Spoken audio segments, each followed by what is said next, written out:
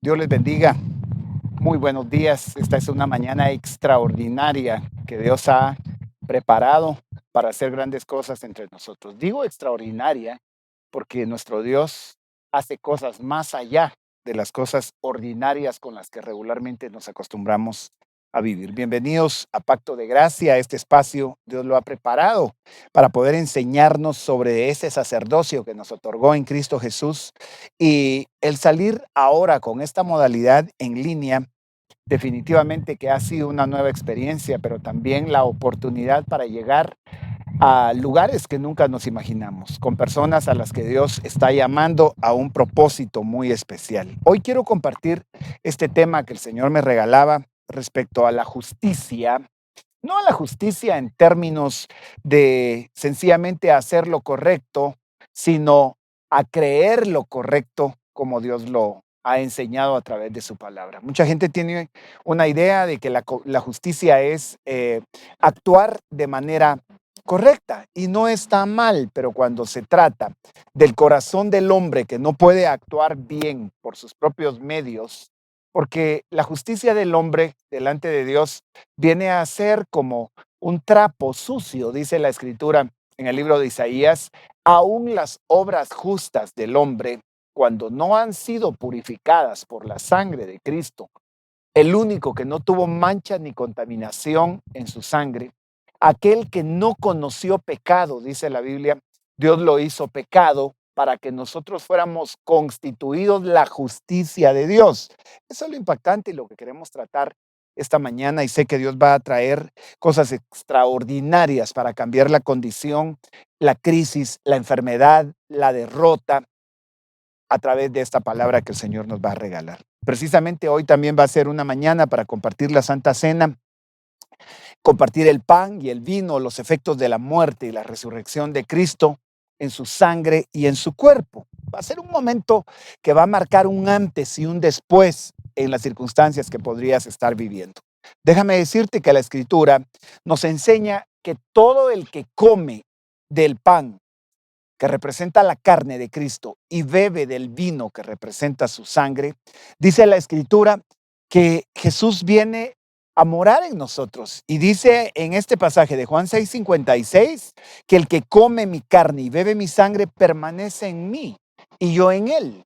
Es un acto de fe, definitivamente, el considerar que no es un acto religioso o un acto de rutina, sino hay un poder trascendente para que cuando Dios declara que viene a permanecer en nosotros o nosotros permanecemos en Él no hay enfermedad, en Él no hay derrota, en Él no hay divorcio, en Él no hay descomposición social ni familiar, en Él habita la plenitud de Dios mismo, y Dios es amor. Por eso es que se va a revelar hoy de una manera extraordinaria.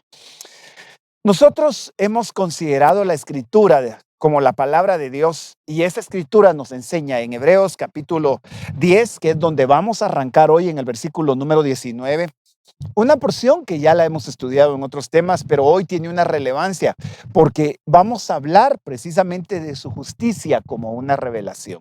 La condición de justos que Dios nos ha otorgado debe ser revelada. Si no es revelada y se queda solo en el contexto del conocimiento, vivimos vidas que, aunque se hacen llamar cristianas, son o van a ser vidas frustradas.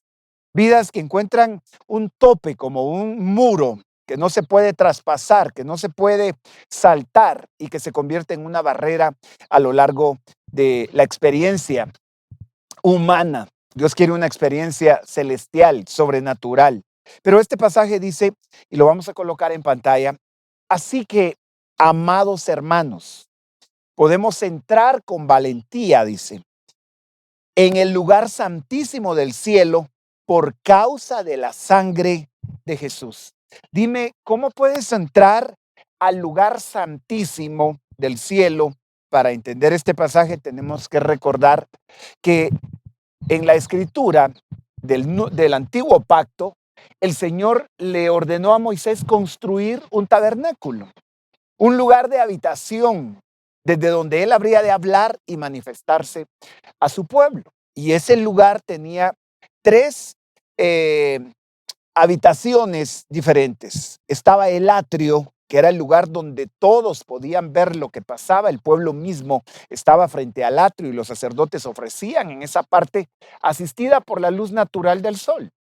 El segundo compartimiento era el lugar santo y a ese lugar podía entrar solo eh, los sacerdotes, solamente ellos podían entrar. Ahí ya no había luz natural, sino estaba la luz de un candelero con 7 brazos, eh, precisamente alimentado por el aceite que Dios había puesto, que ordenó que los sacerdotes le colocaran a ese candelabro. El lugar santo era un lugar más reservado, pero el lugar santísimo era el lugar donde estaba el arca del pacto con el maná que ellos habían recolectado, que había caído de los cielos.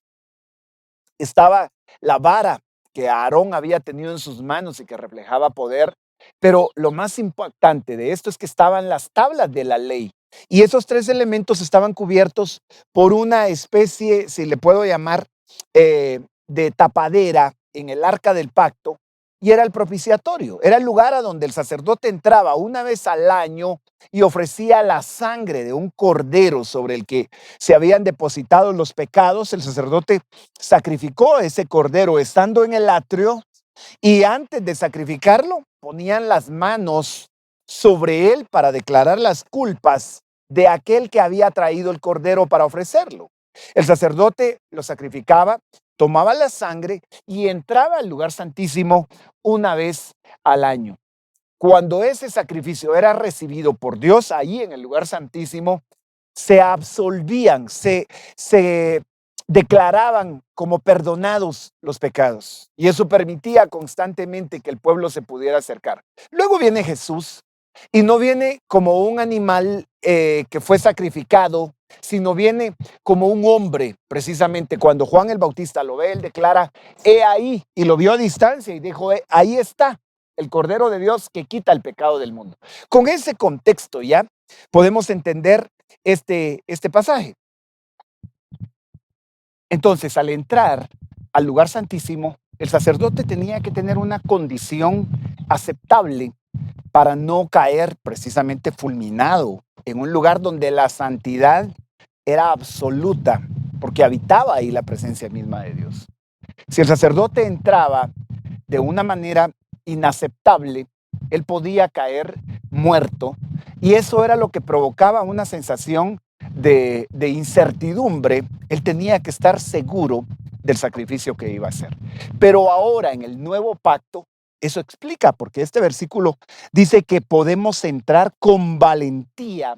Hay otra versión que dice confiadamente en el lugar santísimo del cielo, ni siquiera es acá terrenalmente, del cielo, dice, por causa de la sangre de Cristo. Ahora, la pregunta es, ¿cuándo entramos nosotros a ese lugar santísimo estando en esta condición terrenal y humana, si no fuera? Porque la palabra de Dios declara que cuando nos acercamos al trono de su gracia, no es una condición que sea en lo visible. Esto tiene que ser por la fe y es en extremo poderoso para poder traer los beneficios de acercarse a ese lugar. Ahora, si lo que estás viviendo es una religión y una experiencia en términos naturales, simplemente por conocimiento, por convicción humana, no consideras que cuando vienes delante de Dios estás entrando hasta el lugar santísimo de su presencia. Después dice, por su muerte, Jesús abrió un nuevo camino, un camino que da vida a través de la cortina al lugar santísimo. Estaba leyendo otra versión que dice a través de su carne, a través de su cuerpo, porque ese lugar tenía una cortina que dividía el lugar santo del lugar santísimo. Cuando Jesús muere, esa cortina es rasgada literalmente y se parte la división o lo que impedía entrar al lugar santísimo. Ahora, tengo que decirte que Dios mismo está declarando que podemos entrar con confianza. ¿Por qué razón? Porque somos perfectos, porque no pecamos o por cuál causa. No, no es por esas causas. Es porque Jesús rasgó su carne al ser lastimado, golpeado, maltratado, crucificado, literalmente traspasado su costado, y eso nos abrió por su misericordia un camino que da vida. Este es el punto. Dios quiere decirte que va a traer vida a tus circunstancias, vida a tu matrimonio. Si te atreves a creer esto, este no va a ser un mensaje más que estás recibiendo. Esta mañana Dios puede hacer cosas extraordinarias según la necesidad en la que estés. Ese cuerpo de Jesús molido nos garantiza que por esas llagas hemos sido nosotros curados. Así que no te quedes ahorita en la puerta, sino vas a entrar y vas a empezar por creer esta palabra. Yo tengo que anunciarte ahora que por su muerte, dice el versículo 20, Jesús abrió un camino que da vida a través de la cortina al lugar santísimo. Y el versículo 21 dice, ya que tenemos un gran sumo sacerdote que gobierna sobre la casa de Dios, ese sacerdote es Cristo. Y ya que tenemos ese sumo sacerdote que gobierna, Él manda, Él determina. Jesús no está como un visitante, Él gobierna sobre la casa de Dios a la cual se nos permite entrar. Y el siguiente versículo dice, entremos directamente a la presencia de Dios con un corazón sincero, en plena confianza en Él. La confianza no está puesta en nosotros. La confianza está puesta en Él. Primero, porque su sacrificio fue perfecto. Y eso pagó nuestras culpas, nuestras limitaciones. Y segundo, porque cuando entramos vamos a ser asistidos y a recibir lo que Dios quiere que recibamos. El último versículo que tengo acá en esta porción es el versículo 23 de Hebreos 10. Y dice, mantengamos firmes, sin titubear, la esperanza que afirmamos, porque se puede confiar en que Dios cumplirá su promesa. Extraordinario. Entonces, ya con ese contexto, si no titubeamos y mantenemos firme la esperanza, esa convicción, ¿qué es lo que esperamos? Y que la afirmamos porque está escrita en la palabra de Dios. Si mantenemos firme esa postura, podemos confiar en que Dios va a cumplir su promesa. ¿Qué promesa? La promesa de hacer misericordia, la promesa de traer sanidad, la promesa de que nos va a ser restituido aquello que el enemigo nos vino a quitar. Jesús dice en San Juan 10 que el diablo vino para matar, robar y destruir.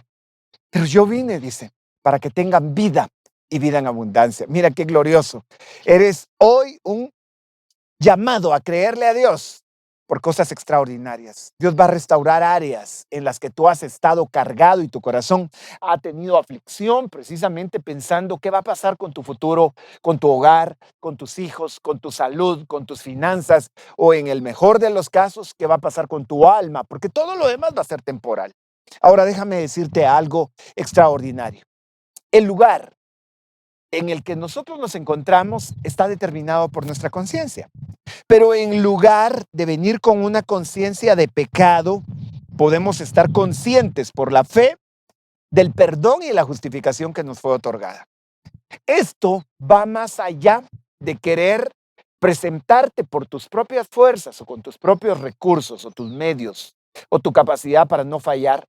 Estás poniendo tu confianza en el sacrificio que Jesús hizo y en lugar de estar consciente, porque una conciencia de pecado te aparta, una conciencia de pecado te limita, una conciencia de pecado es la realidad de lo natural.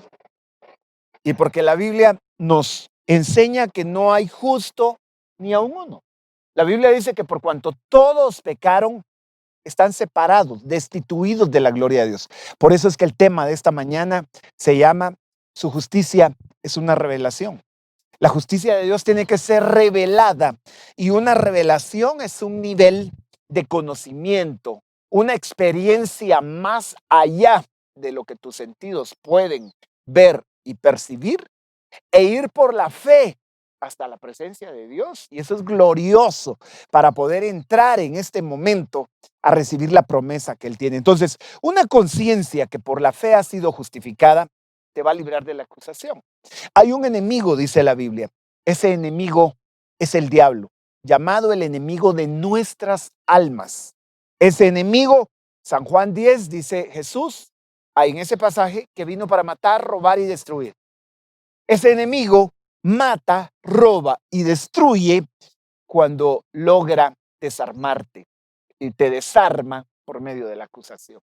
La acusación es una forma tan tremenda de provocar destrucción. Y la acusación suele ser razonable cuando encontramos que no damos la talla ni las capacidades para poder alcanzar. Por eso es que la justificación es una revelación poderosa para desbaratar lo que el enemigo viene, no porque seas perfecto, sino por el sacrificio que Jesús hizo. Por eso es que la condenación la hemos estudiado como la raíz más profunda en el corazón. El apóstol Pablo tiene que declarar y decir, ahora pues, se lo dice a los romanos, ninguna condenación hay para los que están en Cristo Jesús. Los cuales, dice una versión, no andan conforme a la carne, sino conforme al Espíritu. Tengo que decirte esto.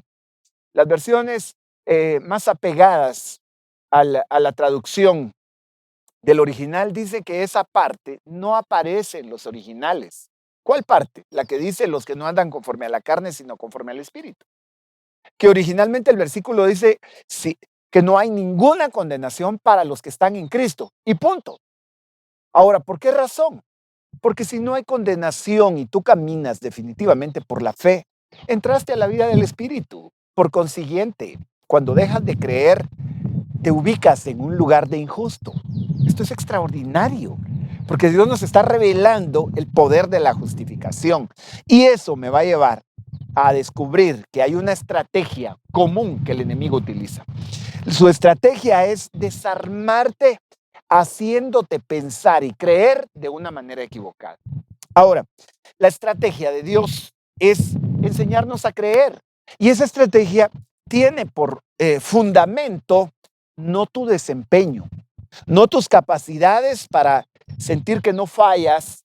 Y cuando se habla del plano religioso, vas a encontrar gente que se ocupa en señalar tus errores.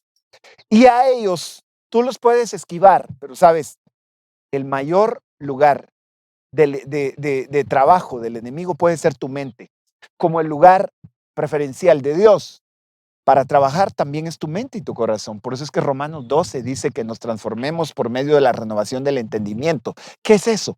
Cambiar tu manera de pensar, creerle a Dios, no depender de lo que tus sentidos te dicen, porque ahora mismo tus sentidos te podrían hacer creer que fracasaste, que estás mal, que las cosas no se van a reparar, y escuchas lo que tu enemigo te dice y lo que las circunstancias naturales te están hablando.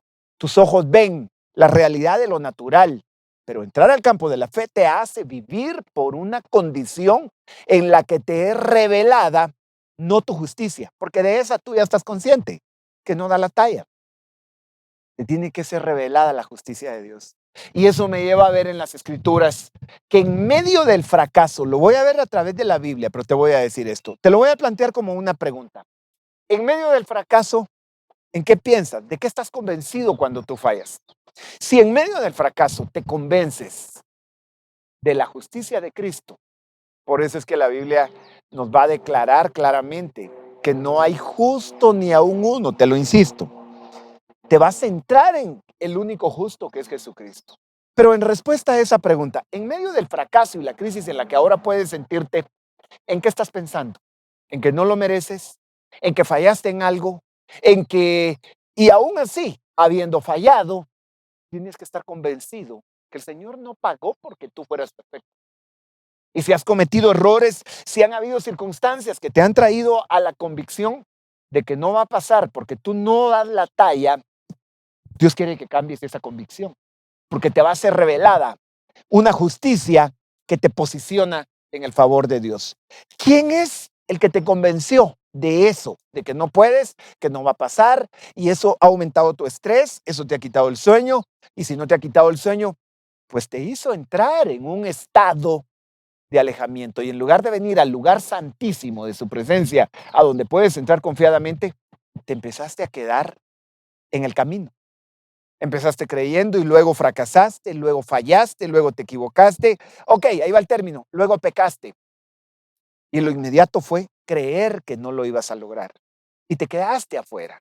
Entonces ahora, ¿quién te convenció de eso? Fue el diablo, fue tu enemigo lanzando dardos a tu mente. Y el trabajo en el nuevo pacto por la sangre de Cristo, déjame decirte, en el antiguo pacto era tu obediencia a los 10 mandamientos. Pero está demostrado por la palabra de Dios que por las obras de la ley nadie va a ser justificado. Y no se está refiriendo a las obras ceremoniales de la ley, se está refiriendo específicamente a los 10 mandamientos que nadie los pudo guardar ni cumplir en su totalidad. Empezando por el más importante, amar a Dios sobre todas las cosas, con todas tus fuerzas, con toda tu alma, con toda tu mente. Nadie puede presumir de haberlo logrado porque siempre va a haber algo en lo que no dio la talla, excepto Jesús que pudo cumplir esa ley. Ahora, ¿quién te convenció entonces de esa sensación de fracaso? En el nuevo pacto, en Cristo, el Espíritu Santo nunca te convence de pecado. Sí, aunque digas, ¿qué está diciendo? Eso es lo que estoy diciendo. En el nuevo pacto, por la sangre de Cristo, el Espíritu Santo no te viene a convencer de pecado. ¿Sabes a qué viene el Espíritu Santo? Ok, este es el tema, esta es la revelación en donde la justicia te ha sido otorgada por Dios, pero te lo voy a mostrar con Biblia. Porque sé que estás diciendo, ¿cómo estás diciendo que el Espíritu Santo no convence de pecado? Te voy a decir de qué convence el Espíritu Santo. Y lo vamos a hacer con la Escritura. Porque esta mañana es una mañana de libertad, de sanidad, de favor. Vamos a tomar hoy del pan, del vino. Vamos a disfrutar de los beneficios que Él nos otorgó inmerecidamente. Y tienes que alcanzar la bendición que Dios tiene creyendo, no precisamente queriendo ser perfecto. Aunque el deseo de tu corazón sea agradar a Dios, Dios quiere hoy decirte que el Espíritu Santo nunca te señala tus faltas. Y sé que hay gente que ha aprendido, por eso te dije que la estrategia del enemigo es desarmarte poniéndote creencias equivocadas. Y aunque lo hayas aprendido por años, aunque hayas vivido en el contexto religioso creyendo constantemente que cuando te sientes mal es el Espíritu Santo el que te está señalando, te lo voy a decir en términos bíblicos y lo vamos a ver hoy. No hay ningún versículo bíblico con el que se pueda respaldar que el Espíritu Santo vino a convencerte de pecado. Yo sé que hay gente que tiene mucha palabra en su mente y podrá decir, no, sí la hay, yo tengo un versículo. No, tienes que entender el contexto en el que esto fue escrito. Y te lo voy a mostrar porque no hay un versículo que me puedas presentar en donde se diga que el Espíritu Santo te convence y te acusa del pecado. El Espíritu Santo nos convence de la justicia en Cristo. Y esto es diferente. Incluso cuando fallas, el Espíritu de Dios te lo voy a mostrar con palabra escrita, con escritura del nuevo pacto por la sangre de Cristo. El Espíritu Santo viene, pero a convencerte de la justicia de Cristo. Hay un pasaje que es importante que lo consideremos, porque aún el no creyente sabe cuando ha pecado. ¿Y sabes por qué sabe? No lo sabe por el Espíritu Santo, precisamente. Aunque luego vamos a ver que al no creyente lo convence de pecado. Pero lo vamos a ver en el contexto de cómo el apóstol Juan lo describe. La conciencia es el principal elemento para tener convicción de pecado. Cuando el hombre pecó, cuando el hombre falló en el huerto del Edén, le dijeron que no comiera del árbol de la ciencia, del conocimiento del bien y del mal. Cuando el hombre come de ese árbol, se despierta la conciencia y ahora sí tiene sentido que él está consciente de su pecado. Hasta antes de eso no lo estaba. Primero porque no había fallado y segundo porque no le había sido despertada la conciencia para esto. Por eso es que el apóstol Pablo le dice a los corintios que nos acerquemos con una conciencia limpia. Y esa conciencia no puede ser por nuestros medios, sino porque dice ahí mismo, fuimos lavados, fuimos justificados. Ahora escucha. Bajo el nuevo pacto, el Espíritu Santo sí te va a convencer. Al no creyente, su conciencia le dice que está mal. Al creyente, el Espíritu Santo le muestra la justificación por Cristo. No se necesita una revelación del Espíritu Santo para saber que has pecado. Tu conciencia te lo dice. Tu conciencia te lo dice. Por eso es que cuando la conciencia, aún estando en el Evangelio, y no ha sido revelada la justificación, puedes pasar toda tu vida, ser un cristiano que siempre anda queriendo agradar a Dios para limpiarse la conciencia. Y Dios no te está diciendo que tú puedas limpiarte la conciencia. Aquí es donde viene la revelación poderosa. El Espíritu Santo te va a convencer de la justicia de Cristo que te limpió la conciencia para entrar ahora al lugar santísimo del que empezamos hablando con una limpia conciencia. Y eso te permite romper cadenas y empezar un proceso de libertad del pecado, de la enfermedad, de la pobreza o de la derrota en la que te puedes encontrar sin importar cuál sea el área. Tu derrota personal, la derrota en tu familia, la derrota en tus finanzas. ¿Cuál es?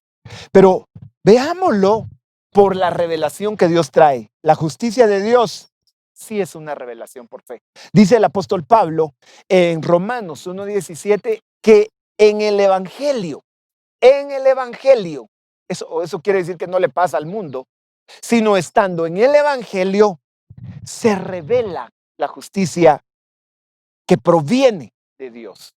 Ojo, en el Evangelio, en la buena noticia, cuando se está predicando el Evangelio, lo que vas a tener es la revelación de la buena nueva.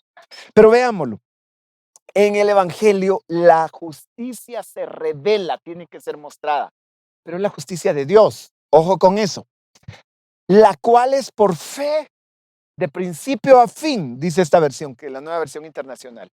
De igual manera, las otras versiones dice, es por fe y para fe, pero esto es extraordinario, tal como está escrito. El justo por la fe vivirá.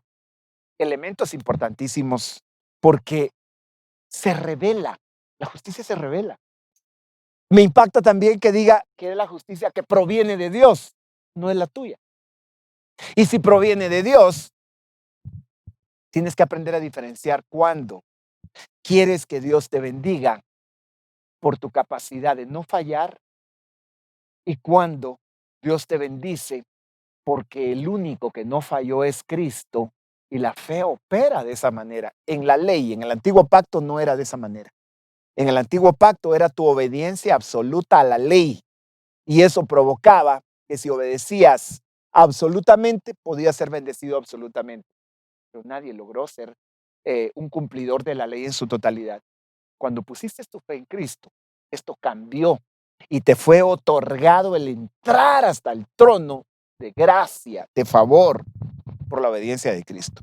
Ahora déjame decirte, por eso es que podemos entender que el creyente nunca puede ser convencido, perdón, el no creyente nunca puede ser convencido de justicia. ¿Por qué razón? Porque él solo ve su justicia propia.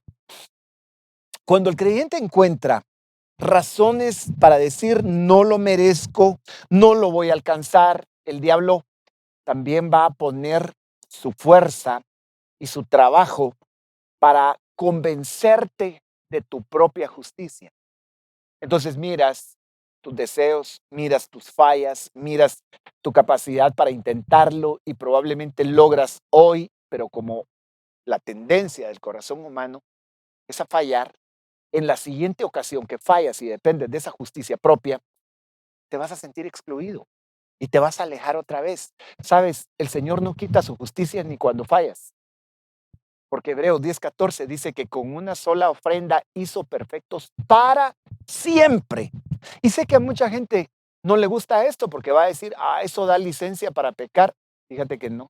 Precisamente es la clave para desprenderte del pecado. Porque sabes que esa justicia permanece. Por consiguiente, tú no puedes permanecer en esa condición de pecado. El Señor te la ha otorgado gratuitamente y ahora vamos a entender la obra del Espíritu Santo, cómo es que Dios lo hace, cómo es que Él trabaja en esta condición.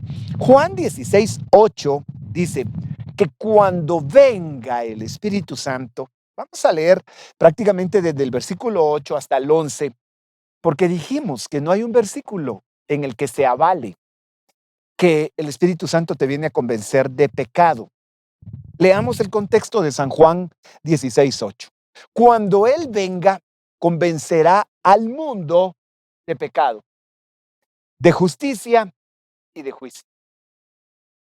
Después Jesús va a ampliar el contexto. Por eso es que hay un principio de interpretación bíblica.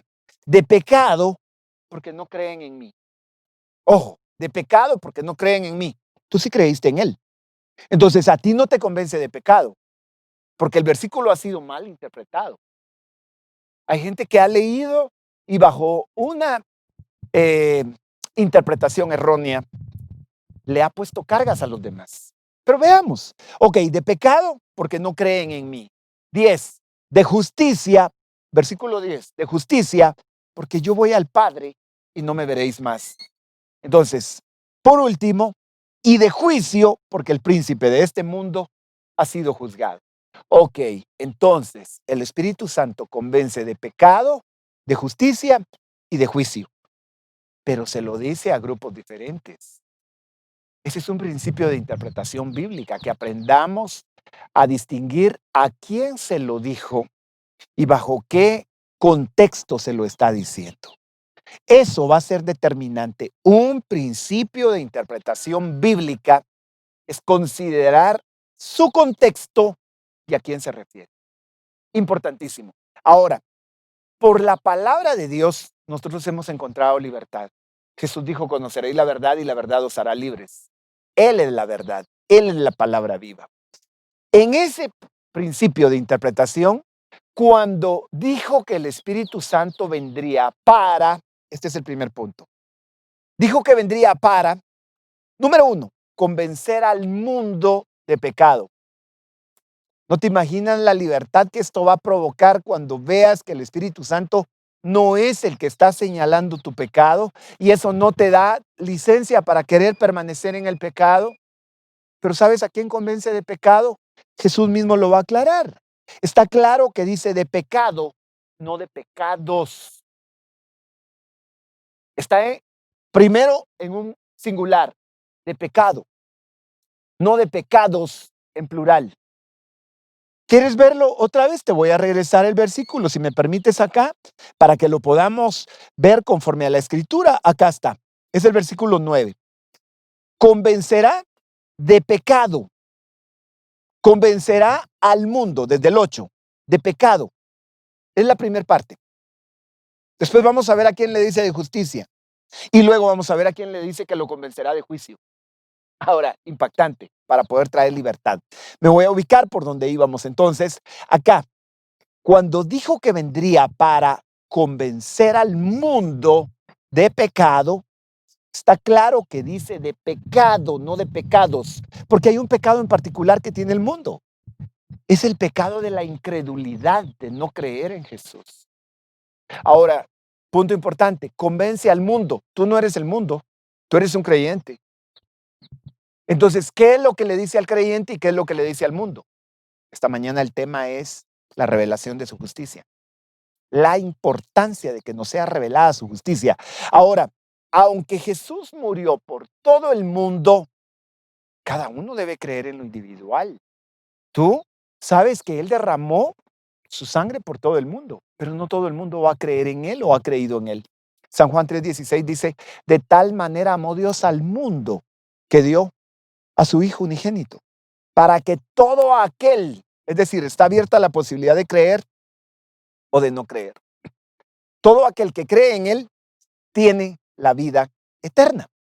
Ahora, cuando dijo que el Espíritu Santo vendría, este es el punto 2, para convencer de justicia, por cuanto voy al Padre, no me veréis más.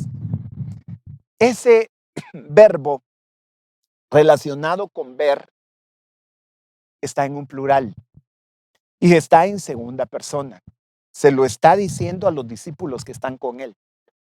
Entonces, convence de justicia ¿a quién? ¿Al mundo? No, al mundo lo convence de pecado, ya lo vimos. Al creyente, al que ha sido su discípulo, porque se lo está diciendo en el contexto, no me veréis. Esto es bien importante. Si estás llevando la línea de pensamiento de lo que estamos tratando, vas a recibir hoy la palabra de que el Espíritu Santo a ti te convence de justicia, no te convence de pecado. Porque acaba de decir que al mundo lo convence de pecado por cuanto no ha creído en él, pero tú has creído en él. Entonces, a ti te convence de justicia. Ese no me veréis está en segunda persona y en plural.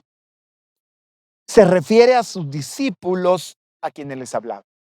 Entonces, a ellos los convence de justicia. A los creyentes les es revelada la justicia de Dios. Por eso vimos Romanos 1:17 en el Evangelio.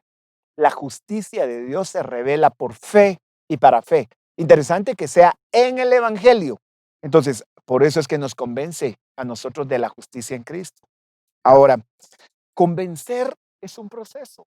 Convencer tiene que ver con la experiencia de cambiar tu pensamiento y tener plena certidumbre de fe, así como lo acababa de decir el apóstol Pablo.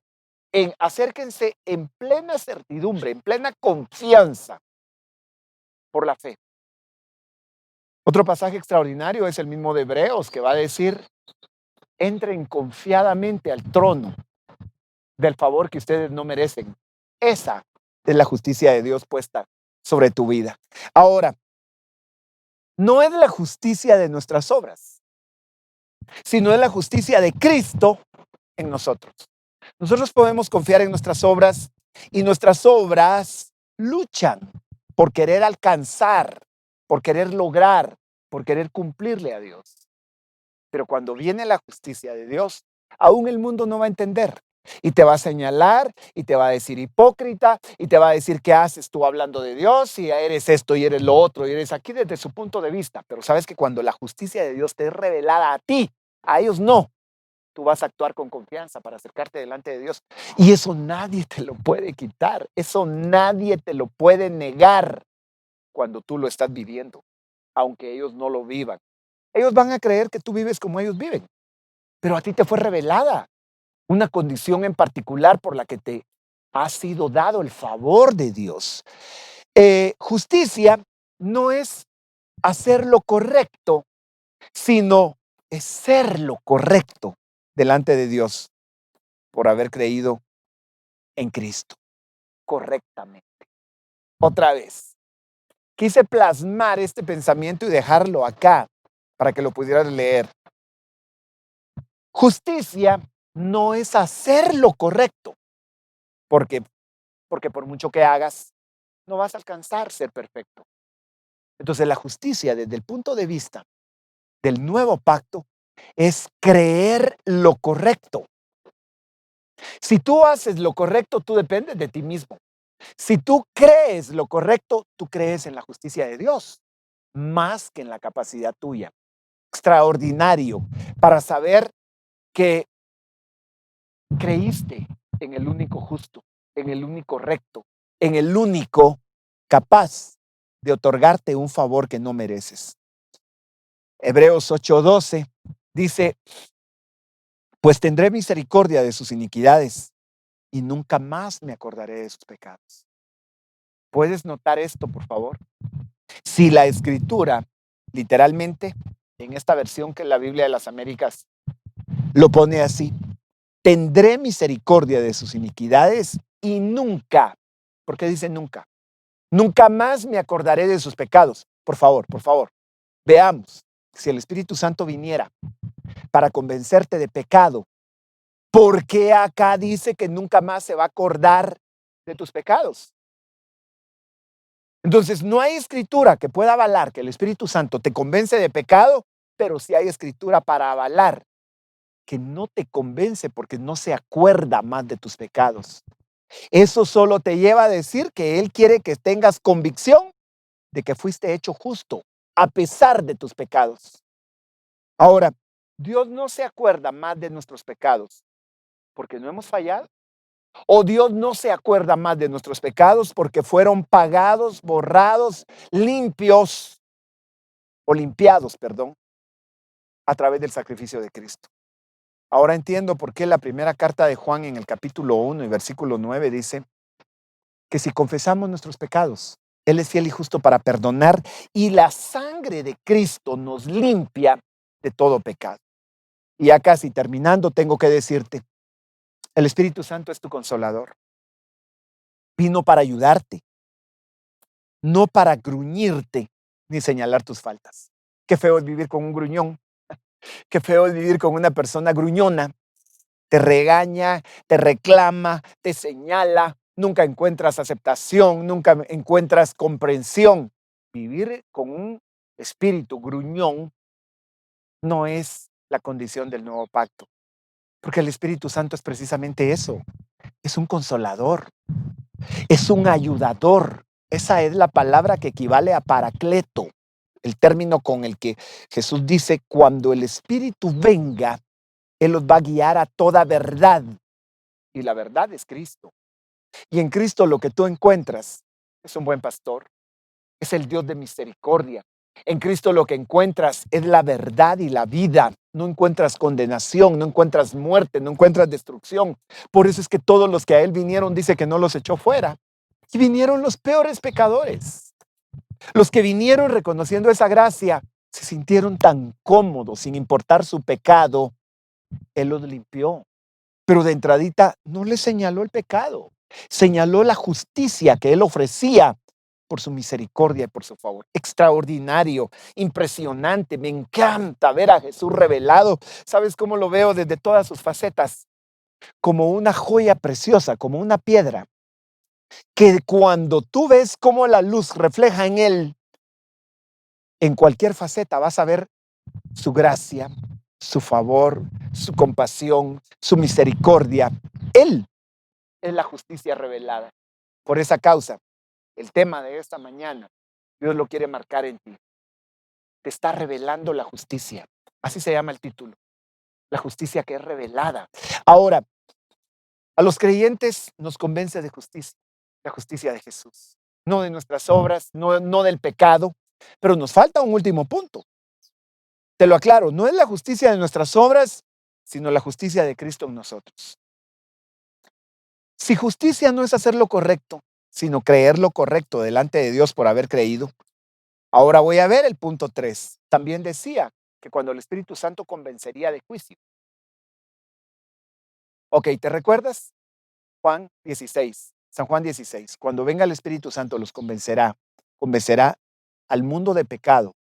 Convencerá de justicia. ¿A quién? A vosotros. Los que no me veréis más eran sus discípulos. Pero el tercer punto es que dice convencerá de juicio. Ahora tengo que declararte esto. Convencerá de juicio por cuanto el príncipe de este mundo ya ha sido juzgado. Ese no es el juicio sobre ti, porque sobre ti no pesa más condenación. Ahora pues ninguna condenación hay para los que están en Cristo Jesús. Y sé que alguien diría, pero el cristiano viviendo en pecado tiene un juicio encima. Sí, pero el Espíritu Santo va a venir y le va a decir, hay una justicia para que te restaures, para que rompa los yugos del pecado, para que salgas de esa condición, una adicción, una enfermedad, una crisis. ¿Sabes qué te va a decir? Así como es Él, así como es Cristo, así eres tú en este mundo. ¿Por tus obras o por tu justicia? No, por la fe, porque justificados, pues por la fe tenemos paz para con Dios. Extraordinario. ¿A quién se refiere cuando dice que convencería de juicio? ¿Sabes a quién? Al príncipe de este mundo, al diablo, al acusador mismo. Te va a mostrar Dios que el diablo ya ha sido juzgado, ha sido derrotado. Lo dice claramente. Al príncipe de este mundo, y ese príncipe es el diablo. Cuando Satanás viene con Jesús y le ofrece los reinos de este mundo si se postra y lo adora, Satanás dice, porque a mí me fueron entregados. Jesús afirma en otro pasaje, el príncipe de este mundo, él no tiene parte en mí, dice. Era el diablo. El diablo al diablo le fue otorgado poder y autoridad, pero ha sido derrotado, ha sido vencido. Y el juicio fue decretado por Dios. Todos nuestros pecados fueron limpiados en la cruz del Calvario, por lo cual el acta de decretos que había en nuestra contra, dice Colosenses, fue quitada.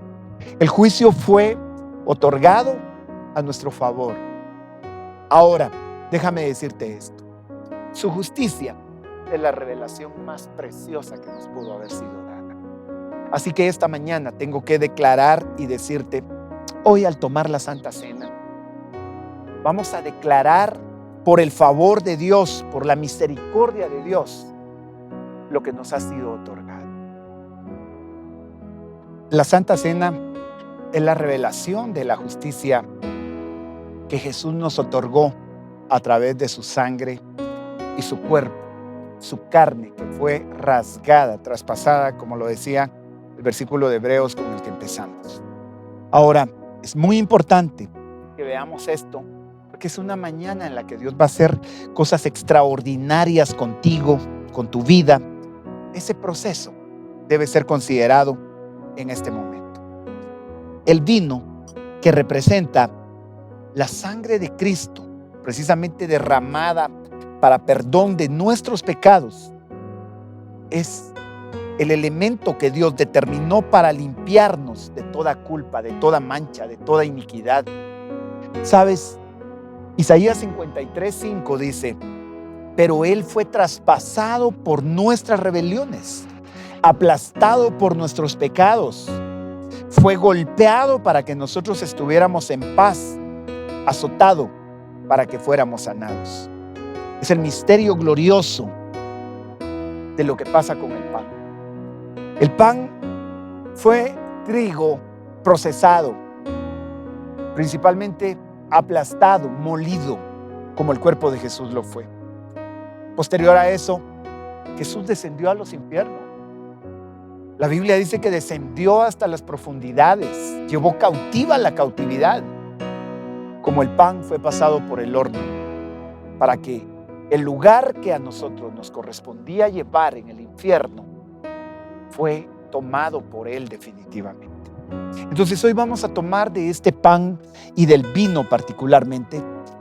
En Lucas 22:20 dice, de la misma manera tomó la copa después de haber cenado, diciendo, esta copa es el nuevo pacto en mi sangre que es derramada por vosotros. ¿Por qué y para qué la derramó? Tanto el pan como el vino son el pago, el precio que Jesús pagó para el perdón, para que fuéramos constituidos justos delante de Dios. Romanos 1:17, que fue la escritura que hoy trabajamos, la justicia de Dios se revela por fe. ¿Eres capaz de creerle hoy a Dios que por esa justicia, por ese cuerpo que fue molido y por esa sangre que fue derramada, sabes, el cuerpo fue traspasado para nuestra sanidad, la sangre fue derramada para nuestro perdón? Son dos elementos importantísimos. Yo sé que muchas veces declaramos que la sangre de Cristo nos libra, nos cubre, y no lo descarto porque fue puesta sobre los dinteles la noche que el pueblo de Israel sale para evitar que el destructor los tomara. Pero ¿sabes qué representaba ahí? Que no había pecado y no había iniquidad por la que el destructor podía tocarlos. Porque vas a creer que Dios va a restaurar tu hogar, que Dios va a restaurar tu familia, que Dios va a restaurar tus finanzas, que el Señor te va a hacer libre de toda atadura de pecado. Si estás lidiando ahora mismo con una adicción, con un pecado con el que te sientes avergonzado, deja que el Espíritu Santo te convenza ahora de justicia, la justicia de Cristo. Y esa convicción es poderosa para que entiendas que así como Jesús es, así eres tú en este mundo. Te quiero invitar entonces, si estás en casa, ya tienes los elementos, si estás con familia, el apóstol Pablo le dice a los corintios que cada uno que va a tomar la Santa Cena debe examinarse a sí mismo. Y examinarse es para encontrar nuestra condición de necesidad. Y que debe discernir el cuerpo y la sangre de Cristo, porque si no la tomaría indignamente. Si tú crees que tomarla indignamente es tomarla sin pecado porque no has fallado, nadie la podría tomar porque todos pecamos. Pero cuando la justicia te es revelada, entonces ya no estás tomándola de manera inmerecida. Entonces entraste a la dimensión donde la justicia de Dios te hace digno para ahora creer que ese milagro que tanto has deseado sucede hoy. El Señor te va a sanar en tu cuerpo, en tu alma y en tu espíritu. Y te voy a decir, si ya estamos listos, por favor, el que come mi carne, dice Jesús, y bebe mi sangre, permanece en mí y yo en él. Esto es extraordinario para saber que si permaneces en Él no hay derrota, en Él no hay fracaso, en Él no hay enfermedad, porque Jesús mismo te está diciendo que permanece en ti. Esta mañana el Señor va a traer una revelación gloriosa para sanarte de cualquier enfermedad, para restaurar tus finanzas, porque Él se hizo pobre para que seas enriquecido. Si has creído en Jesús, el precio de lo que ahora estás pagando y te está castigando, Él ya lo llevó habiendo sido castigado. Por esa causa te puedo decir entonces lo que 1 Corintios 11:23 dice: yo recibí del Señor lo mismo que os he enseñado, que el Señor Jesús, la noche en que fue entregado, tomó pan. ¿Quieres que oremos antes? Ahí donde está, dile: Señor Jesús, reconozco la necesidad de ser justificado por ti. Te recibo hoy una vez más en mi corazón, aunque ya lo haya recibido. Dile: Señor, mi vida te pertenece. Me reconozco necesitado, me he examinado y lo que encuentro es que mi alma te necesita. Hay áreas en las que necesito ser limpio y tú me declaraste justo y limpio de una vez y para siempre. Así que no confieso para ser perdonado, sino confieso porque ya he sido perdonado. Gracias, Señor, porque hoy recibo sanidad. Hoy recibo restauración. En el nombre de Jesús. Gracias, Señor. Toma del pan. Yo voy a tomar precisamente una porción de este pan y tú lo vas a hacer ahí en casa.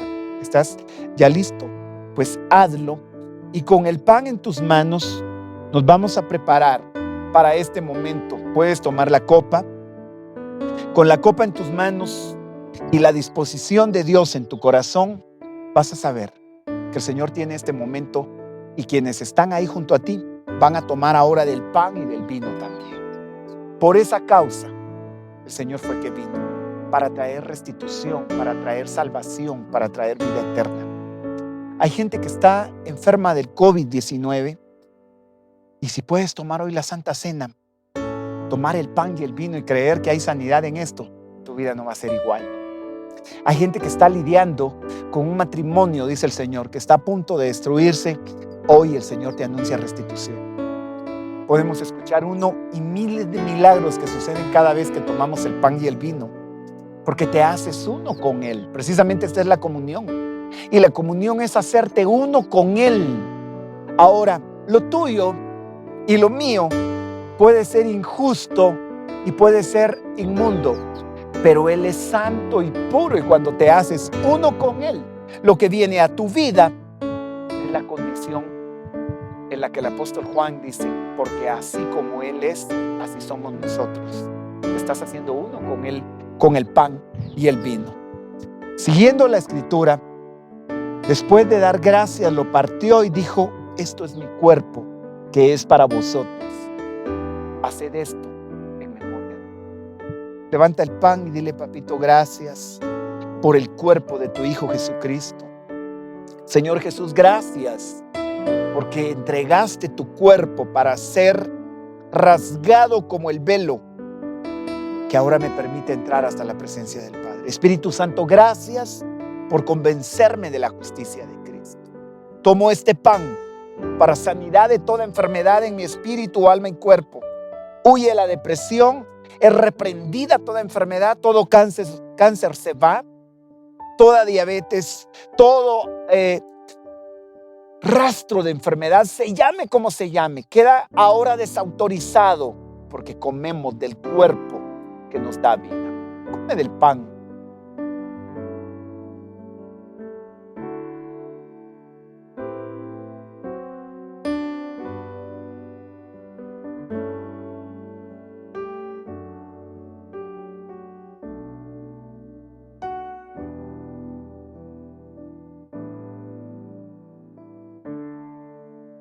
Te damos gracias, Jesús, por tanto amor y tanta misericordia. Dice la escritura ahora, en 1 Corintios 11:25, de la misma manera tomó también la copa después de haber cenado diciendo: esta copa es el nuevo pacto en mi sangre. Haced esto cuantas veces la bebáis en memoria de mí. Extraordinario. Esta copa es el nuevo pacto en su sangre. Dale gracias, levanta la copa y dile: Señor, por esta sangre tú me has perdonado, me has limpiado, me has dado una conciencia limpia, no por mi justicia, no porque no tenga errores, no porque no peque, sino porque todos mis pecados fueron limpiados por esta sangre de una vez y para siempre. Gracias, Señor, en el nombre de Jesús. Bebe de la copa.